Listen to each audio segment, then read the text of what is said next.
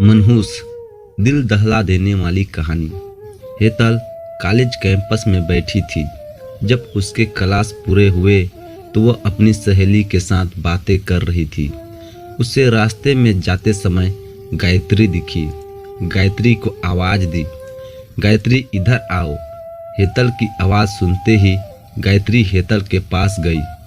दोनों बातें करने लगी। बातचीत के दौरान अचानक हेतल को याद आया कि उसने सुना है कि सुमन ने आत्महत्या कर ली है।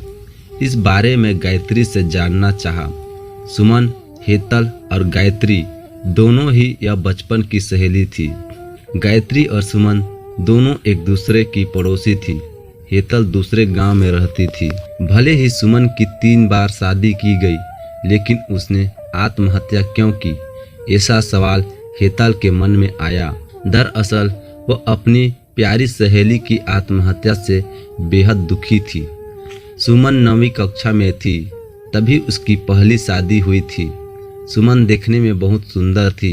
वह होशियार, शालीन और भविष्य के सपनों में रंगने वाली लड़की थी। उसने अपने जीवन में कई सपनों को चित्रित किया था, पर घर के लोगों ने उसकी जबरदस्ती शादी करवा दी। हेतल के पास इतने सारे सवाल थे कि वह नहीं जानती थी कि गायत्री से कैसे पूछूं, लेकिन हर बात की सच्चाई जानना चाहती थी। और आखिर में गायत्री से पूछा कि सुमन ने आत्महत्या क्यों की। एक क्षण के लिए गायत्री चुप हो गई। जल्दी से उसके मुंह से शब्द नहीं निकल रहे थे। उसने गहरी सांस ली और बोलना शुरू किया। 3 साल पहले सुमन की शादी अबीर नाम के शख्स से हुई थी। वास्तव में उसकी बहुत अच्छी गृहस्थी चल रही थी। दोनों एक दूसरे से प्यार करने लगे थे। जब भी यह दोनों साथ में बाहर जाते तो सभी कपल इनसे जलते थे। अबीर और उसके परिवार के सभी सदस्य अच्छे स्वभाव के थे। जैसा उसने सपनों में जोड़ीदार सोचा था, वैसे ही उसे अपना पार्टनर मिला था। उसके घर की स्थिति मध्यम थी। अबीर का एक छोटा सा होटल था। उसमें से उसके सारे खर्चे बांट देने के बाद कुछ पैसे बच जाते थे। घर की हालत बहुत साफ सुथरी थी। एक दिन वह होटल से घर बाइक पर आ रहा था। एक बड़ी कार से उसका बहुत बड़ा एक्सीडेंट हो गया और इससे उसे काफ़ी चोटें आई। हादसे के बाद उसे अस्पताल में ले जाया गया, लेकिन सिर में गंभीर चोट लगने के कारण इलाज के दौरान उसकी मौत हो गई। सुमन को बहुत दुख हुआ, लेकिन उसके ससुराल वालों को गलतफहमी थी कि अबीर की दुर्घटना सुमन की वजह से उसकी अपशगुनी से हुई है। उनको ऐसा लगने लगा। उनमें से कोई भी उसे समझ नहीं पाया। अबीर के जाने के बाद कुछ दिनों के भीतर ही सुमन को घर से निकाल दिया गया। उसे घर से बाहर निकालने के बाद वह मायके गई और कुछ दिन मायके में ही रही। लेकिन आसपास पड़ोसियों में चर्चा हो गई तो उसके माता पिता फिर से उसके लिए रिश्ता ढूंढने लगे। जब वह बाहर निकलती थी तो लोग हमेशा उसे ताने मारते थे। इस वजह से सभी बहुत परेशान हुए। ऐसे में उन्होंने जल्दी जल्दी में अमोल से शादी करवा दी। अमोल बहुत बुरा आदमी था। दारू पीता था, कुछ काम धंधा नहीं करता, चोरी करता, मारपीट करता। उसका रोजाना यही काम था। यह सबसे सुमन को बहुत दुख होता था, पर वह कुछ नहीं कर सकती थी। एक बार एक रात को वह देर से घर आया और जल्दी जल्दी से घर में कुछ ढूंढने लगा। सुमन ने उससे पूछा, पर उसने कुछ भी नहीं बोला। उसे जो चीज़ चाहिए थी वह उसे मिली नहीं। इस वजह से वह वहाँ से बाहर चला गया। सुमन रात भर उसकी राह देखती रही, पर वह आया ही नहीं। दूसरे दिन पुलिस को उसका मृतदेह रास्ते के किनारे पड़ा हुआ मिला। उसका चाकू से किसी ने खून किया था।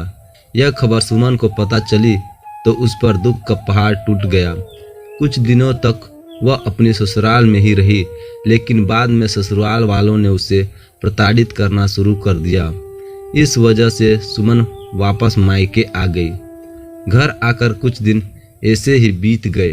हर दिन आ रहा था और जा रहा था, लेकिन सुमन की स्थिति वही थी। उसकी तरफ देखा नहीं जा रहा था। उसका परिवार उसकी स्थिति को सहन नहीं कर सके, इसलिए उन्होंने उसकी वापस शादी करने का फैसला किया। उसके लिए रिश्ता ढूंढने लगे। उनके रिश्तेदारों में गौतम नाम का लड़का था। उसकी पहले से ही एक बार शादी हो चुकी थी और गौतम से सुमन की शादी करवा दी। सुमन बहुत खुश थी।